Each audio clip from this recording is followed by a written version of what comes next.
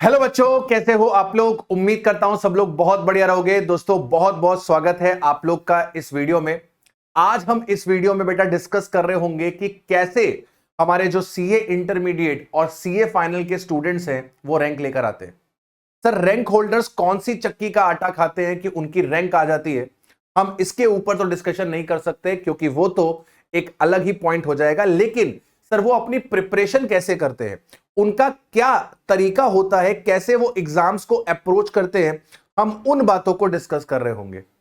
एक चीज को ध्यान से समझना कि जितने भी स्टूडेंट्स हैं दुनिया में, जितने भी स्टूडेंट्स हैं, हर एक स्टूडेंट अलग है। हर एक स्टूडेंट का माइंडसेट अलग है, उसकी स्ट्रेंथ, उसकी वीकनेसेस अलग हैं, उसके पढ़ने का तरीका अलग है। तो हम किसी को बिल्कुल कॉपी नहीं कर सकते, लेकिन हम हर किसी से कुछ ना कुछ सीख सकते हैं और उनसे वो चीजें इनकॉर्पोरेट कर सकते हैं। इंडिया में अगर हमारे पास सीए एग्जाम्स की बात करें तो टॉप 50 स्टूडेंट्स को रैंक दी जाती है। तो अगर आप टॉप 50 स्टूडेंट्स को एनालाइज करेंगे तो सबकी स्ट्रेंथ एंड वीकनेसेस अलग होंगी, लेकिन उन सब की तैयारियों में कुछ चीजें कॉमन होती हैं। मैं उन्हीं चीजों को आज आपके साथ इस वीडियो में डिस्कस करूंगा और आप लोगों से रिक्वेस्ट करूंगा कि इन चीजों को आप अपने पास जरूर से इनकॉर्पोरेट करें अपनी प्रिपरेशन लेवल पे, सो दैट कि आप अच्छे नंबर से एग्जाम्स को क्वालिफाई करें। देखिए समझने वाली बात है कि सर सेम टाइम फ्रेम पे एक पर्सन रैंक लेकर आ रहा है और मेजॉरिटी ऑफ स्टूडेंट्स जो हैं वो उसी एग्जाम को क्वालिफाई करने में स्ट्रगल कर रहे हैं। तो कहीं ना कहीं तो प्रिपरेशन में कुछ ना कुछ तो डिफरेंस है। तो सर क्या डिफरेंस है, ऐसा क्या करता है रैंक होल्डर, आज हम इस वीडियो पे बात करेंगे। तो सबसे पहला पॉइंट जो रैंक होल्डर अपने पास फॉलो करता है वो है इफेक्टिव टाइम मैनेजमेंट। बेटा सर जो रैंक होल्डर होता है, जिस दिन उसका सीए फाउंडेशन का रिजल्ट आता है वहां से लेकर उसके एग्जाम डेट तक उसके पास पूरा प्लान रेडी होता है। उसको यह पता रहता है कि मुझे कौन से सब्जेक्ट की क्लासेस लेनी है, कौन से सब्जेक्ट मुझे सेल्फ स्टडी करने हैं, मेरी क्लासेस कब तक कंप्लीट हो जाएंगी, मुझे लाइव क्लासेस करनी है, मुझे रिकॉर्डेड क्लासेस करनी है। हर चीज उसको पता होती है और उसने वो चीजें सिर्फ अपने दिमाग में नहीं, अपने पास पूरे प्लान के तौर पर एक जगह पर नोट करी होती हैं और वो अपने प्लान पर स्टिक करता है। उसके पास प्रॉपर मेरे बेटा टाइम मैनेजमेंट होता है कि मेरी क्लासेस कितनी देर तक चलेंगी, मुझे कितने घंटे सेल्फ स्टडी करनी है, कितने घंटे मुझे होमवर्क पे देने हैं, कितने घंटे मुझे अपने ऊपर अपनी हॉबी पे देने हैं। उसके पास हर एक चीज राइटन डाउन होती है, पूरा टाइम उसका मैनेज्ड होता है और वो स्टिक करता है अपने इस प्लान पे। आप उससे पूछ लोगे ना, कोई भी रैंक होल्डर हो, अगर आप उससे पूछोगे ना कि तैयारी कैसे करी, तो वो आपको सबसे पहले यही बताएगा कि मैंने पूरा का पूरा प्लान बना रखा था कि मेरा कब तक सिलेबस कंप्लीट हो जाएगा क्लासेस में, मैं कितने नंबर ऑफ रिवीजंस लगाऊंगा, कितने कितने टाइम पे रिवीजंस लगाऊंगा, कितने इंटरवल्स पे रिवीजन लगाऊंगा, हर एक टॉपिक का कितना रिवीजन लगाऊंगा, ये सब उसके पास रिटन में होता है मेरे बेटा।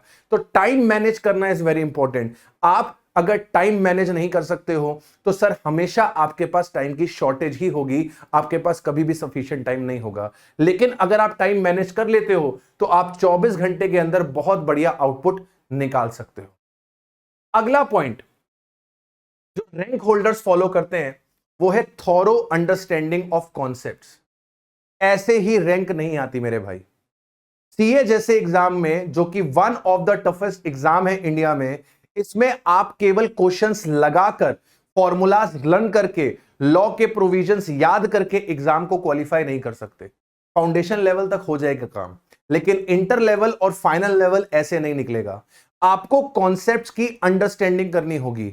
एग्जाम में सेम क्वेश्चन छपे छपाए नहीं मिलते, कई बार आपके नए क्वेश्चंस बनकर आते हैं और वो नए क्वेश्चंस आप तभी हैंडल कर सकते हो जब आपने कॉन्सेप्ट को समझा है। कोई फॉर्मूला बना है तो उस फॉर्मूले का लॉजिक क्या है, उस फॉर्मूले में क्या क्या चीजें यूज हो रही हैं, जब तक आप वो नहीं समझोगे, आप उसका कॉन्सेप्ट नहीं समझोगे, तब तक आप स्ट्रगल करोगे एग्जाम को क्वालिफाई करने में। क्योंकि एग्जाम में सारे के सारे क्वेश्चंस आपको रखे रखाए नहीं मिलेंगे। ये 11th-12th नहीं है मेरे बेटा कि आपने टीएस गिरेवाल की अकाउंट्स के क्वेश्चन सारे लगा लिए और उसी में से आपने बोर्ड एग्जाम में क्वेश्चंस भी देखे और आपने 90 मार्क्स स्कोर कर लिए। ऐसा सीए के एग्जाम में नहीं होता है मेरे बेटा। सीए के एग्जाम में आपको कॉन्सेप्ट्स को समझना पड़ेगा। जब तक आप कॉन्सेप्ट्स को नहीं समझोगे तब तक आप हमेशा स्ट्रगल करोगे। मैं कई बार देखता हूं बच्चे मेरे से पूछते हैं जब मैं टेक्स्ट पढ़ा रहा होता हूं, सर स्टडी मटेरियल के क्वेश्चन से ही क्या हमारा एग्जाम पेपर बनता है? बेटा क्या स्कूल का पेपर दे रहे हो?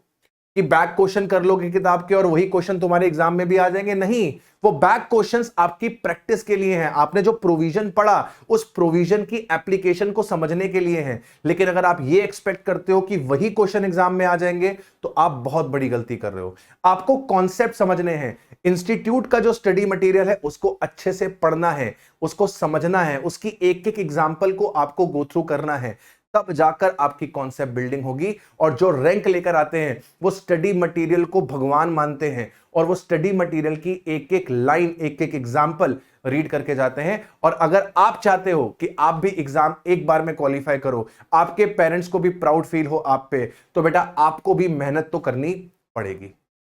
तीसरी चीज जो रैंक होल्डर्स करते हैं बेटा, रेगुलर बेसिस पे प्रैक्टिस करते हैं, वो कभी भी होमवर्क स्किप नहीं करते।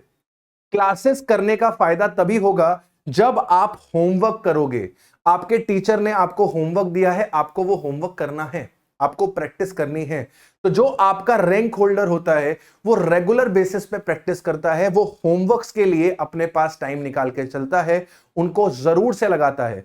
और जब क्लासेस ओवर हो जाती है तो उसके बाद भी रेगुलर बेसिस पे अपने जो प्लान्स हैं उस प्लान के बेसिस पे वो प्रैक्टिस करता है, स्टडी मटेरियल के क्वेश्चंस की, रिवीजन टेस्ट पेपर के क्वेश्चंस की, पास्ट एग्जाम के क्वेश्चंस की, मॉक टेस्ट पेपर्स के क्वेश्चन जो इंस्टीट्यूट रिलीज करता है उनकी प्रैक्टिस करता है और रिग्रेस प्रैक्टिस करता है।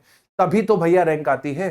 तो आपको भी रेगुलर बेसिस पे प्रैक्टिस करनी पड़ेगी। बहुत सारे बच्चे आप में से ऐसे हैं जो 3-4 दिन तो बहुत ज्यादा शिद्दत से मेहनत करते हैं और उसके बाद वो शांत हो जाते हैं। अगले 10-15 दिन उनसे कोई पढ़ाई नहीं होती, वो उसी खुमारी में रहते हैं कि यार हमने वो पिछले 4 दिन तो कितना पढ़ा था यार, वो उसी खुमारी में रहते हैं। लेकिन आपको समझना पड़ेगा कंसिस्टेंसी इज द की। आप रेगुलर बेसिस पे कंसिस्टेंट जब होकर पढ़ाई करते हैं, भले आप 6-8 घंटे पढ़ो, मैं कहता हूं भले आप 6 घंटे रोज पढ़ो, लेकिन रोज पढ़ो। एक दिन 12 घंटे पढ़ के 4 दिन ना पढ़ना, इट्स बेटर कि आप दिन में 6 घंटे ही पढ़ो लेकिन लगातार पढ़ो। संडेज को ब्रेक लो, संडेज को एंजॉय करो, लेकिन रेगुलर बेसिस पे आपको प्रैक्टिस करनी पड़ेगी। Revisions and review.